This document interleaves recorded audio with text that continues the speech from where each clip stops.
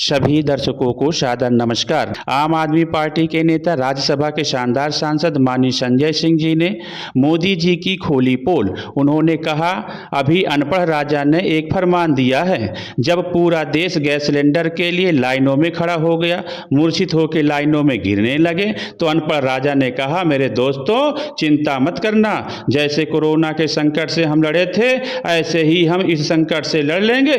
अरे ये संकट एक अलग तरह का संकट है अनपढ़ राजा महोदय, कृपया करके इसको आप कोरोना से मत कंपेयर कीजिए, डरवाइए मत देश को। आप विपक्ष के ऊपर आप तो पूरे देश को ही भयभीत कर रहे हैं। आपका तो काम ही है डराओ और राज करो, इस देश की जनता को डराओ और राज करो, यही आपका तरीका है।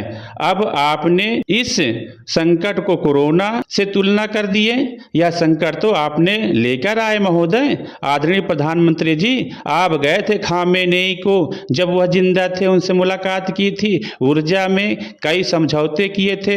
चाबहार पोर्ट का समझौता 12,000 करोड़ आपने इन्वेस्ट किए थे आपने, और बाद में अमेरिका के डांटने के बाद जब ट्रंप अंकल ने आपको डांटा, आपने पोर्ट बंद कर दिया और 12,000 करोड़ रुपए हिंदुस्तान का डुबो दिया। आप एक दब्बू बन गए हो, पिछलग्गू बन गए हो। आपकी ना कोई सोच है ना कोई विदेश नीति है, ये संकट आपने पैदा किया है, क्योंकि देश की आम जनता को यह बात पता नहीं। आपको पता था कि हार्मोज का समुद्री मार्ग, जिस मार्ग का 60-70% हिस्सा ईरान के कब्जे में है, ईरान में आता है, उसी रास्ते से हिंदुस्तान का 60% कच्चा तेल, 50% गैस आती थी। उस ईरान देश से आपको अपने रिश्ते बिगाड़ने की क्या जरूरत थी, जिसको खुद कहते थे कि वो इतिहास से भी पुराना हमारा दोस्त है।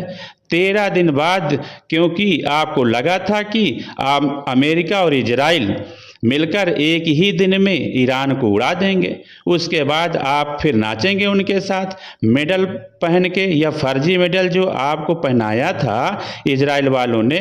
देश की जनता को पता होना चाहिए कि वह पुरस्कार पहले था ही नहीं, मोदी जी के लिए पुरस्कार बनाया गया था फर्जी मेडल वाला, और गले में डाल दिया। मोदी जी उछल के चले आए यहाँ पे और बोले, युद्ध करो अंकल जी। ट्रंप अंकल ने, इजराइल ने युद्ध शुरू कर दिया। इनको लगा था 2 दिन में पूरा ईरान खत्म हो जाएगा, फिर हम इजराइल ट्रंप के साथ मिलकर नाचेंगे।